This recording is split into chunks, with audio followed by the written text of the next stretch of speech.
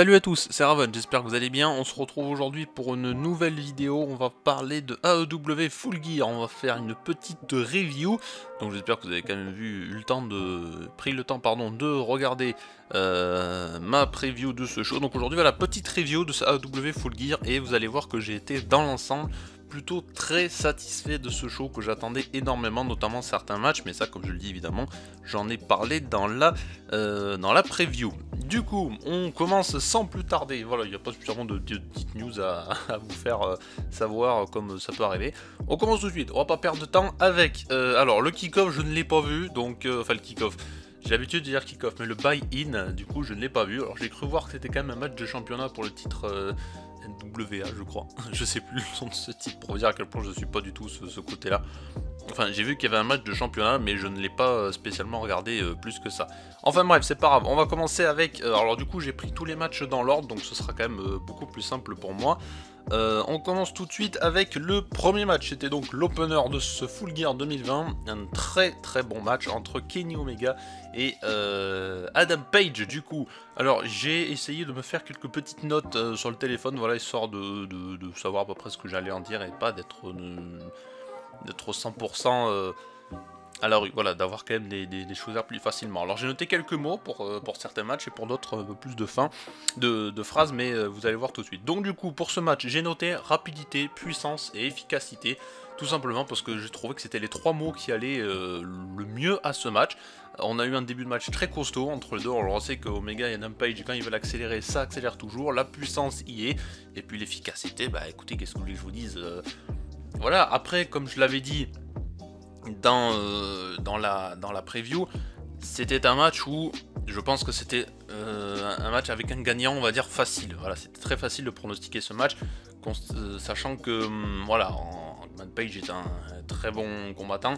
Cependant, nous mettre une affiche avec Jon Moxley, Kenny Omega, c'est vrai que ça peut faire vendre. Et bon, on sait que maintenant c'est surtout des histoires de pognon, on va pas se le cacher. Hein. Mais là, franchement, une affiche comme ça, je trouve que ça se refuse pas, quoi. C'est quand même c'est une grosse affiche, quoi. On l'a déjà vu à de nombreuses reprises. À chaque fois, c'était des matchs vraiment super. Et puis voilà, pour moi, c'était obligé que ça se fasse comme ça. Donc voilà, donc victoire très propre, voilà, clean de Kenny Omega sur son ancien partenaire, du coup, Hangman Page, qui du coup, bah écoutez, on va voir qu'est-ce que va lui réserver l'avenir au sein d'AEW. Voilà, on ne sait pas parce qu'il a perdu, ça y est, je dis pas ça en négatif, il va pas spécialement partir, vous inquiétez pas. Mais voilà, qu'est-ce que maintenant la fédération va lui proposer oh, à mon avis, il y a toujours les choses à faire avec un lutteur comme lui, mais bon. Là, c'est vrai que c'était quand même un match assez important, on l'a vu, il perd les titres, maintenant il perd une opportunité pour potentiellement devenir champion AEW. Donc, c'est vrai que ça peut laisser à réfléchir sur son potentiel futur. Qu'est-ce que va faire du coup Hangman Page? J'avoue que ça m'intrigue un peu. On verra ça, bah du coup nous sommes le 9 quand j'enregistre cette vidéo, donc le lundi, même si le show a été le samedi, je sais, mais le dimanche j'étais dans l'incapacité d'enregistrer cette vidéo. Mais voilà, vu que là aujourd'hui je suis tranquille, je vais essayer de faire le montage le jour même et de vous la poster le 9, voilà. Et puis de toute façon, il vaudrait mieux ne pas trop tarder, parce que si je vous sors la review, comme ça m'est déjà arrivé pour certains trucs 2 semaines après, ou même en fin de semaine, ça ne sert plus à rien, autant ne rien faire. Du coup, voilà, donc victoire très clean, j'ai noté, et puis comme je le dis, rapidité, puissance, efficacité, c'était très bien, c'était très dynamique, je me suis pas spécialement ennuyé dans ce match, c'était pas extrêmement long, hein, j'ai pas noté exactement le nombre de temps, mais voilà, c'était pas très long, en tout cas je l'ai trouvé vraiment bien. Et puis voilà, donc Kenny Omega qui sera du coup le prochain challenger à Jon Moxley ou Eddie Kingston, ça on le verra par la suite. Match suivant, messieurs dames, on passe ensuite à Orange Cassidy contre John Ford Silver. Qu'est-ce que j'ai noté? J'ai noté toujours rapidité, la technique, pareil, très bon match technique entre les deux. Et surtout, Orange Cassidy vend à merveille les coups, ainsi que l'énorme surprise John Silver. Alors, je ne connaissais pas trop John Silver tant que ça. Je crois que c'est John Silver qui s'appelle. Puis tout à l'heure, je l'ai appelé comme ça, mais s'il faut, c'est même pas ça. Je crois que c'était ça. Enfin, on l'appelle juste Silver, parce que je sais que c'est ça. Je ne connaissais pas trop Silver, et sachez que j'ai été agréablement surpris par l'efficacité, la technique et la puissance de ce catcheur, qui a un physique assez... voilà, c'est pas un monstre, mais il est quand même assez costaud, on pourra dire. Et franchement, ouais, j'ai été très content de la prestation qu'il a faite. victoire d'Orange Cassidy, donc pour moi, bon, ça semblait... je crois que je l'avais donné Orange Cassidy gagnant en plus dans la preview, je sais même plus, il me semble que oui quand même. Hein. Mais la rapidité à liété, la technique surtout, le début du combat, j'ai vraiment beaucoup aimé le début du combat. Et puis surtout, voilà, le fait que Orange Cassidy vende à merveille, je l'ai noté pour le match qui sera juste après celui-ci. Mais là, franchement, ouais, c'est Orange Cassidy, je trouve qu'il a un pouvoir, il rend les coups, mais c'est incroyable. Et puis surtout, il a ce petit truc avec le public qui fait que... Bah voilà, comme je le dis toujours, il faut pas rester sur le fait de le voir comme ça en fait. C'est Orange Cassidy, il a quelque chose avec le public qui leur rend taquet bien. Et puis dans le ring, je trouve il est juste excellent quoi. Il a ses petites gimmicks à lui, de fait des fois de s'en battre les couilles, les petits enchaînements de coups de pied où il y a eu tout le public qui réagit. C'est juste génial, franchement, c'est vraiment trop bien. Et puis voilà, surtout je disais, c'est ce pouvoir à vendre les coups. Je trouve que si vous avez deux adversaires qui se valent l'un pour l'autre, mais qu'il n'y en a aucun des deux qui vend bien les coups, ça peut ruiner totalement le match. Et lui, il a le même pouvoir que Darby Allin, on en parlera juste après. Il vend les coups, c'est un truc de fou. Voilà, quand lui, il encaisse un coup, ou même des fois des prises rapides, enfin bref, tout ce que vous voulez, on sent limite que lui, il y va, mais à 100%, il se donne à fond, quitte à se faire mal. Voilà, après on sait très bien que de toute façon c'est enregistré pour pas qu'il se fasse mal le moins possible. On le sait, ils sont pas là pour se démonter, hein. Mais... voilà, on sent que ça veut bien être exécuté, ça veut montrer la dangerosité du sport. Et franchement, voilà, lui, il le rend super bien. Et puis John Silver, voilà, que je ne connaissais pas et que j'étais agréablement surpris. Voilà, pareil, un très bon lutteur. Et puis on peut espérer par la suite que du bon au sein du Dark Order. Et puis voilà. Donc en tout cas, voilà, victoire d'Orange Cassidy sur un très bon match. Pareil pour l'instant, le show commence extrêmement bien. Et puis voilà. Ensuite, Cody contre Darby Allin. Alors, je crois que c'était un des matchs que j'attendais le plus sur cette carte de Full Gear 2020. Et je n'ai vraiment pas été déçu, comme je l'avais dit dans une review d'un épisode de AEW Dynamite. Enfin, c'est la seule que j'ai sur la chaîne à l'heure actuelle, donc ça va pas être compliqué pour vous de la trouver. Je trouve qu'il y a des gens dans le ring, quand ils s'affrontent, ils ont une certaine alchimie entre les deux qui fait que quand ils s'affrontent, ça va rendre toujours bien. Et que ce soit au niveau des enchaînements des prises, au niveau des contres, au niveau des... Même un truc tout simple, genre le fait de le balancer dans le coin, je trouve que c'est quelque chose de tout bête. Et pourtant, ça rend super bien. Et puis ça m'est déjà arrivé de voir un match entre les deux. C'était, je crois, Fighter Fest, il me semble, ou Fight for the Fallen. Le match est disponible en intégralité sur YouTube. Je vous invite à aller voir, vous marquez Cody et Darby Allin AEW. Je crois que c'était Fighter Fest, il me semble, mais à vérifier. Voilà, le match est disponible en intégralité. Excellent combat entre les deux. C'était Cody qui avait remporté le match, il me semble. Mais voilà, c'était un très bon match. Et puis justement, il y a un moment où Darby Allin va vendre une projection dans le coin, où il va s'éclater. Et entre la deuxième et la troisième corde, je crois, sur le poteau, il va partir à l'extérieur. Et c'est vendu d'une beauté, mais quand on le voit, il y a un bruit en plus. C'est juste spectaculaire, c'est vraiment super. Ouais, donc voilà ce que j'avais marqué du coup à la fin. Donc les deux sont vraiment géniaux dans le ring. Darby Allin vend toujours aussi bien les coups. Et puis surtout cette fin, la victoire assez volée finalement de Darby Allin. Mais est-ce que, comme je me le disais, parce que dans la preview j'avais noté pour moi une victoire de Cody, malgré le fait que j'adore Darby Allin, hein, qui est pour moi un de mes catcheurs préférés chez Elite Wrestling, et même un petit peu avant quand je le suivais dans des matchs dans le circuit indépendant. Mais est-ce que finalement, le fait d'avoir donné le titre à Darby Allin, c'est pas spécialement une mauvaise chose? Moi je suis pas contre, au contraire, je suis même content, même si j'adore Cody aussi. Mais est-ce que cette fin, finalement, si on voulait donner le titre à Darby Allin, est-ce que c'était peut-être pas la meilleure? Comme ça, comme certains sont habitués à le dire, on garde les deux forts, et puis surtout à la fin, voilà, il y a eu une intervention, ça s'est battu à l'extérieur et tout. Et voilà, et finalement, bon, Allin a pris quand même tarif, Cody aussi, mais heureusement il y a une petite aide, une personne dont je ne connais plus le nom, voilà, je l'ai déjà vu, mais j'ai oublié totalement son nom.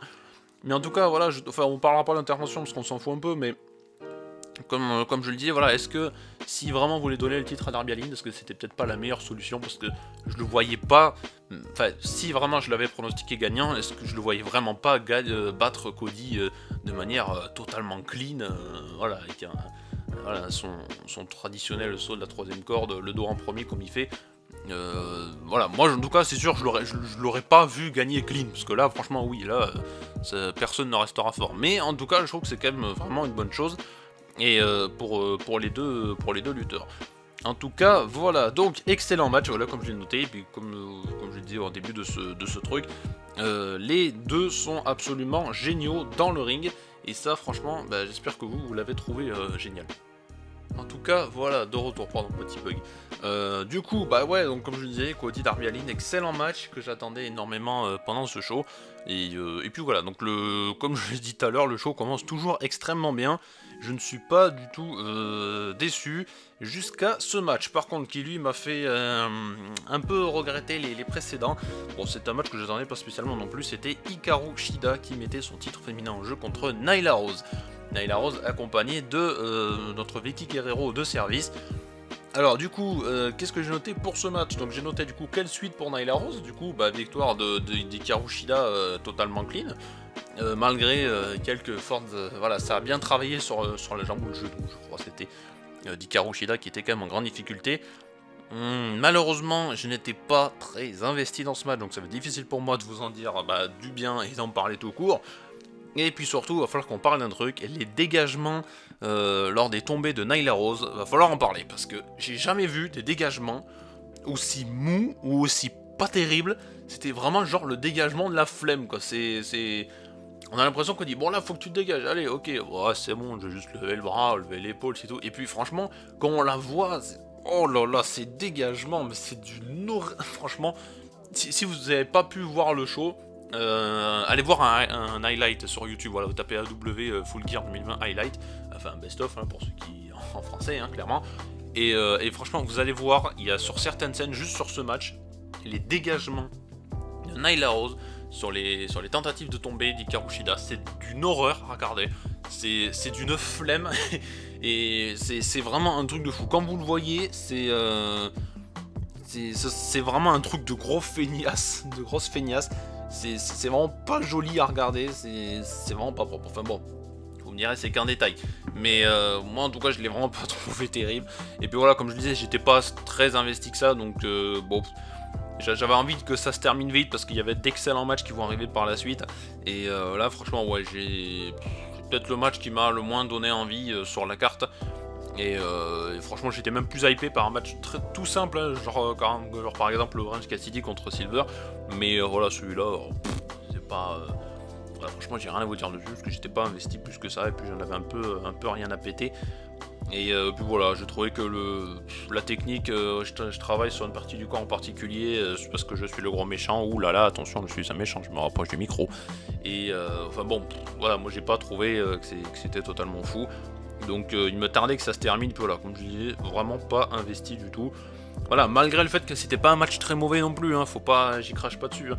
Mais là franchement non, c'est pas... Voilà, je me suis pas éclaté du tout sur ce style de match. En tout cas, par contre, ceux qui vont venir après, pardon, oh putain, désolé, j'enregistre ça à 8h du matin. Ceux qui vont venir après, pardon, sont bien mieux, notamment les Young Bucks contre les FTR, donc Dax Hardwood et Cash Wheeler. Je le rappelle une dernière fois, les anciens Revival chez WWE, avec cette rivalité qui nous a été bookée un peu de loin, genre à chaque fois les deux équipes se nommaient la meilleure équipe du monde de tous les temps. Et là du coup, bah, ça y est, c'est l'heure de l'affiche, et franchement, bah...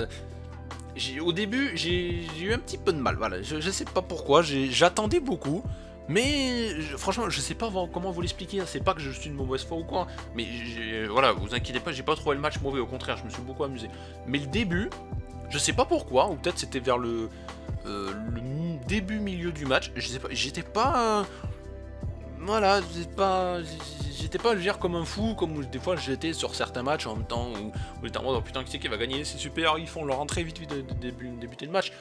Voilà, j'avais envie de le voir, mais je sais pas, d'un coup c'était... j'ai eu un petit truc, voilà, je saurais pas comment l'expliquer. En tout cas voilà, je vais quand même passer maintenant sur le moment agréable du match, sur le fait est qu'il y a eu d'excellents moves, notamment...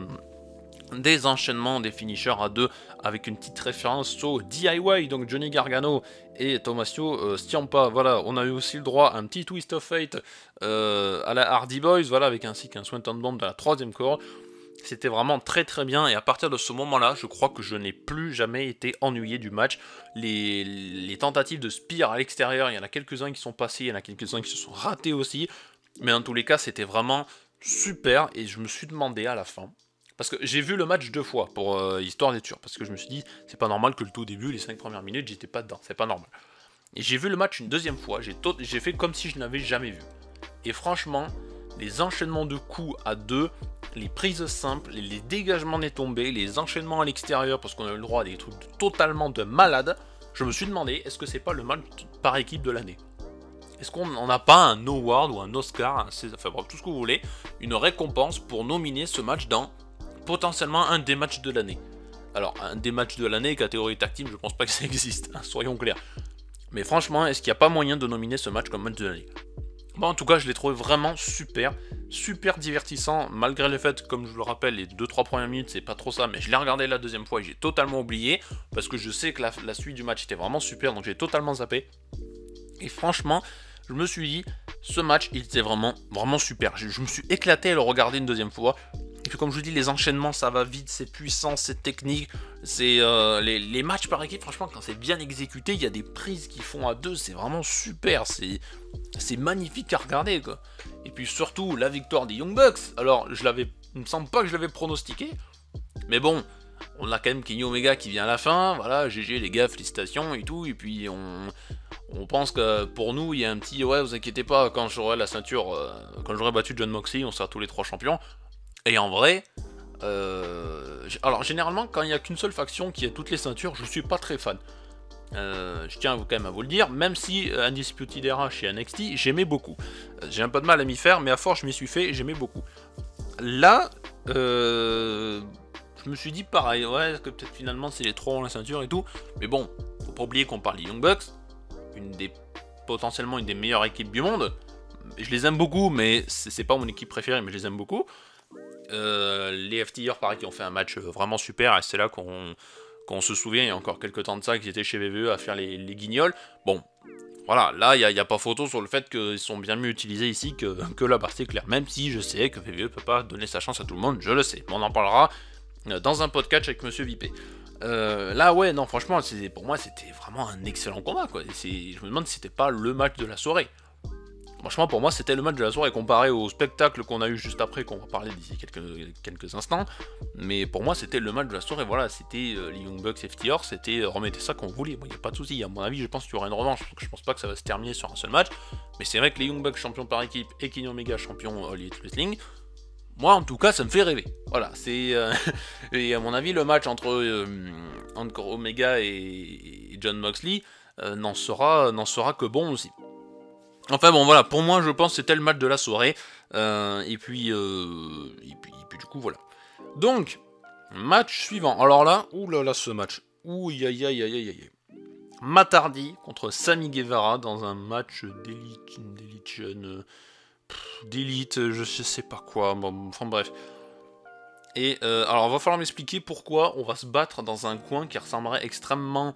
on a l'impression que Matt Hardy, chez lui, je crois que c'était chez lui que ça se passait. Il faudra m'expliquer pourquoi il a un endroit qui ressemble extrêmement à un camp de la peur de Bray Wyatt. Mais l'ancien Bray Wyatt, pas le film de maintenant. Hein. Je parle pas du décor qu'ils ont utilisé pour le match contre Braun Strowman. Enfin bref. Ouais, donc il faudra m'expliquer pourquoi il y a ça. Ensuite, il va falloir m'expliquer pourquoi c'est le 14 juillet qu'on fait péter des feux d'artifice, des pétards. Et surtout, qu'est-ce que c'est que ce bordel? Et elle est où la sécurité là-dedans?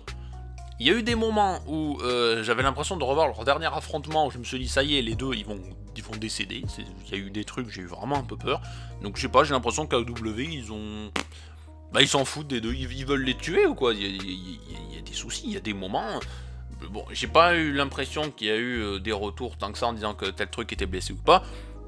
Mais il y a des moments, notamment la fin sur Sammy Guevara, mais j'étais là, ils veulent les tuer ou quoi? C'est pas possible. Ou alors soit c'est tellement bien exécuté que j'ai l'impression qu'ils vont mourir, ou alors le fait que les deux ils vendent, je sais pas.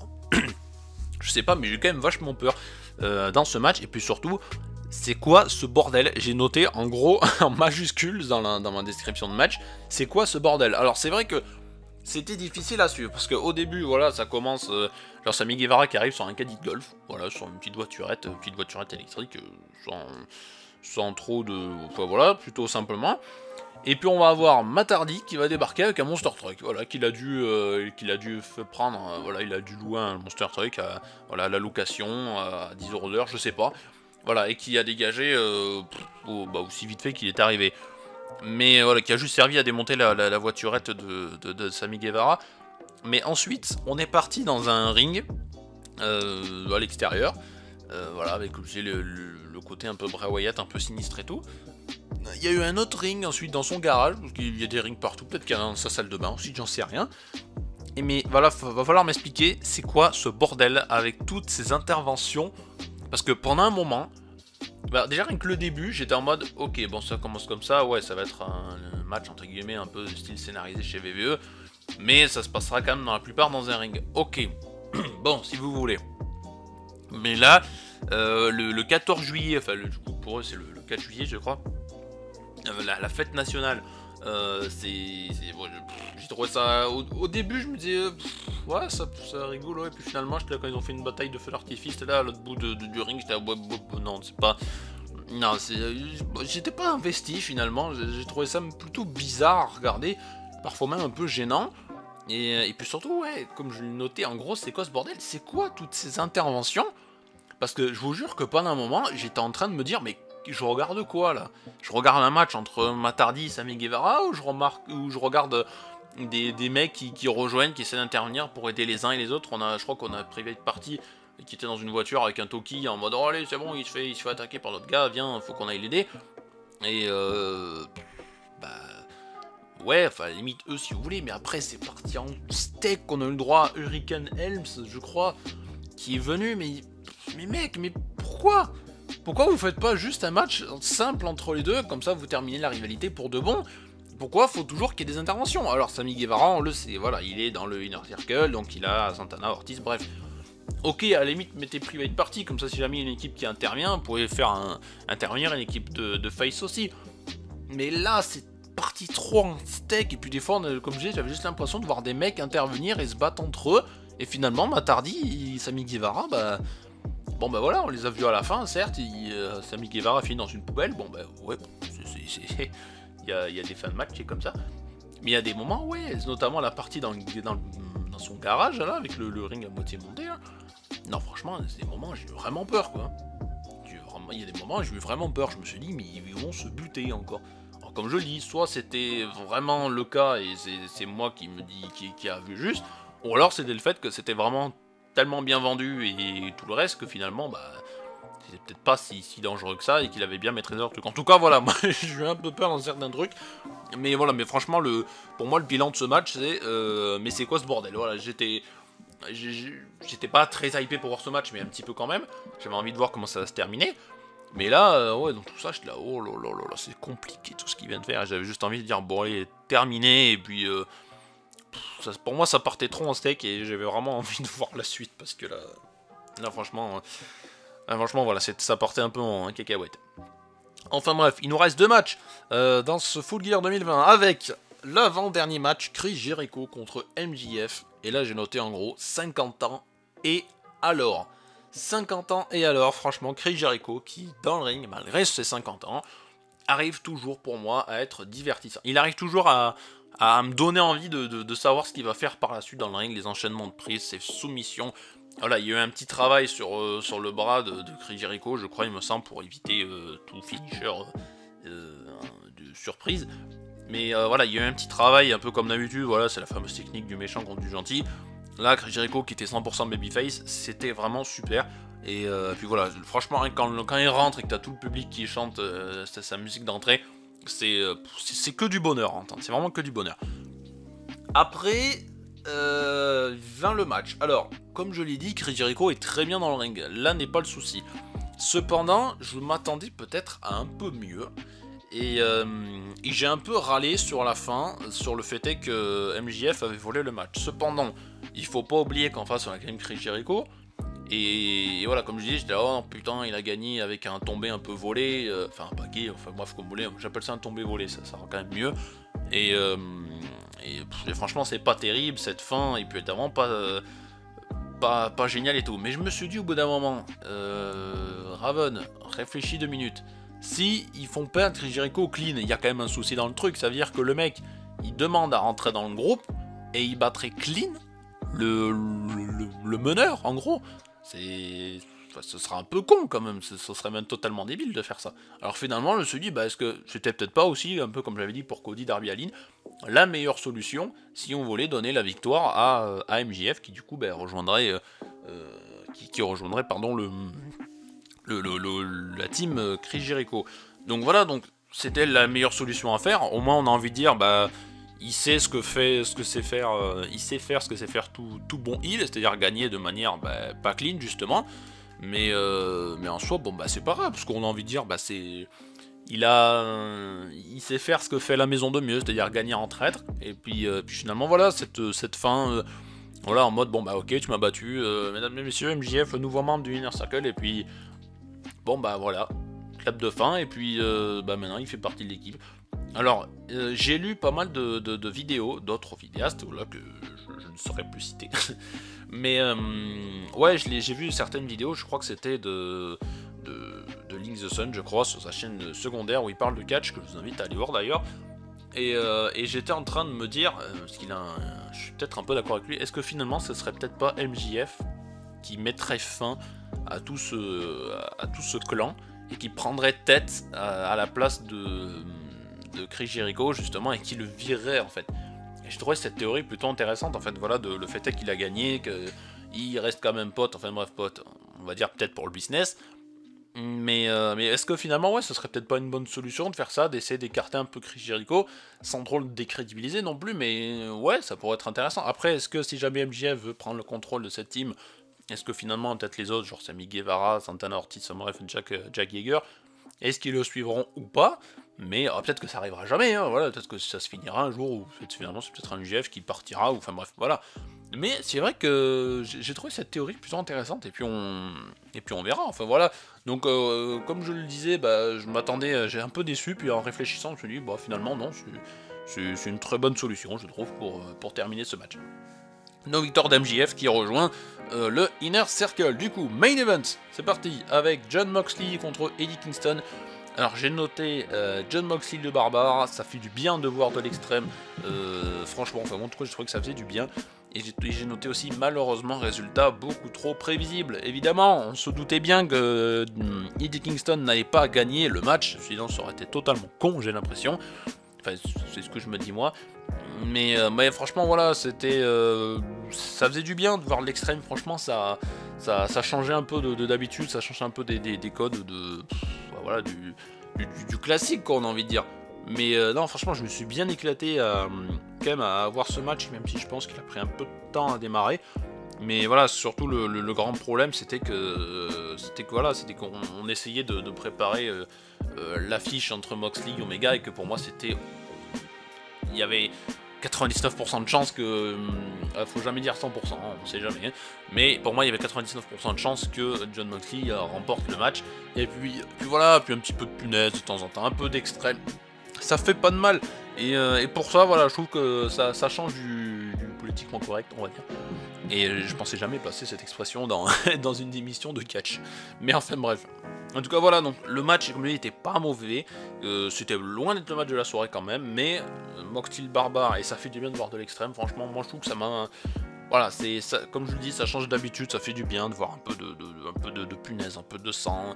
Et non, franchement, voilà, comme je dis, le match était loin d'être mauvais.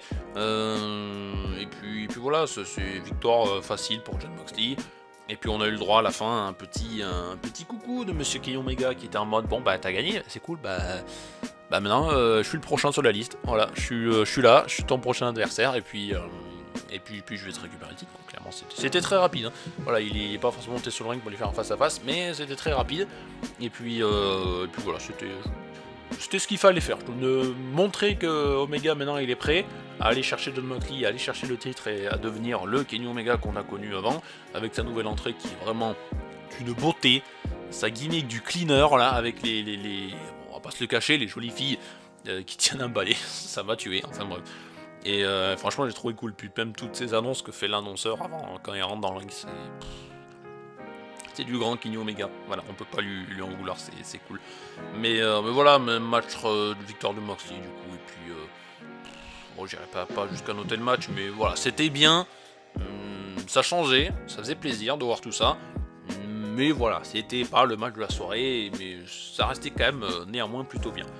En tout cas, si je devrais tirer un bilan de tout ça après 30 minutes 17 de vidéo, excellent pay-per-view quand même, voilà, mis à part 2-3 petits trucs, genre le match féminin et le Guevara Matardi, où il y a, bon, voilà, après chacun en dira ce qu'il veut, peut-être que certains vous l'avez trouvé très bien, et tant mieux. D'ailleurs, dites-moi en commentaire ce que vous en avez pensé, si vous avez vu le show, si vous êtes d'accord ou pas d'accord avec moi, je suis très content.